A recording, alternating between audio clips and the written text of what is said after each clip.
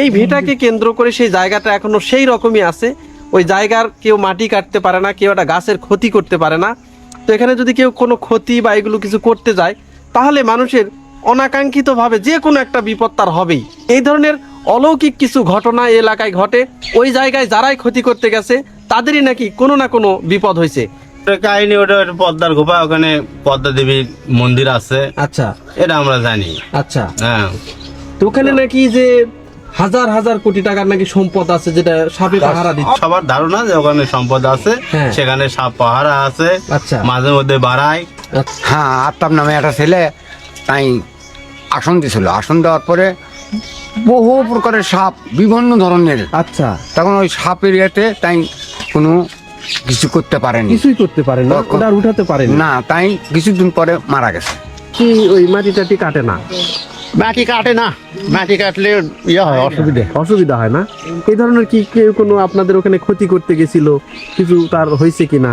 হয়েছে তো, ওই যে আদর্শটা সেনা মারা গেল, যে জমিটা চাষ করে। হ্যাঁ, উনির বাপ করছিল যে আমরা যখন ওই যে শ্রাবণ মাসে তেরে ভেতর যাই, হ্যাঁ।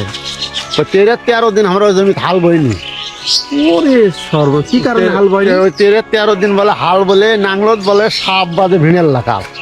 আচ্ছা, কিন্তু আমরা ছোটবেলা, আমার বাপ দাদারাও ছোটবেলা থেকে এরকম দেখে আসছে এগুলো বিষয়টা। ওই জায়গাটার কেউ ক্ষতি সাধন করতে পারে না, কেউ কোন দিন ক্ষতি করতে পারেনি। হ্যাঁ, আপনার পেছনে যে একটা জায়গা দেখতেছি, হ্যাঁ, তো এটা আসলে কি জায়গা? এটা এটা মানে যে বা পদ্মার স্থান, এটা পদ্মার স্থান না? হ্যাঁ, আচ্ছা, এখানে নাকি কোনো ক্ষতি সাধন করতে গেলে তার সমস্যা হয়? অবশ্যই। হ্যাঁ, এটি যায় আসে মার্কেটিং করছে, জোরপূর্বক কাজ করছে, হ্যাঁ। তাই এখান থেকে মারা গেছে।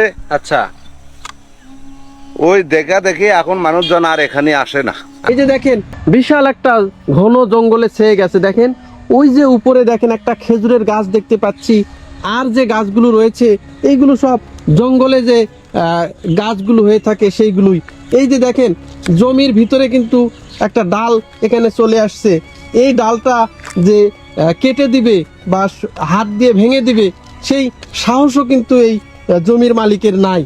এই যে দেখেন এখানে বিভিন্ন সময় বিভিন্ন ভক্তবৃন্দরা এসে কিন্তু এখানে পূজা অর্চনা করে যান। এখানে জনশ্রুতিতে আছে যে হাজার হাজার কোটি টাকার যে গুপ্তধন, সেই গুপ্তধন নাকি পাহারা দিচ্ছে এখানকার সেই বিষধর সাপ।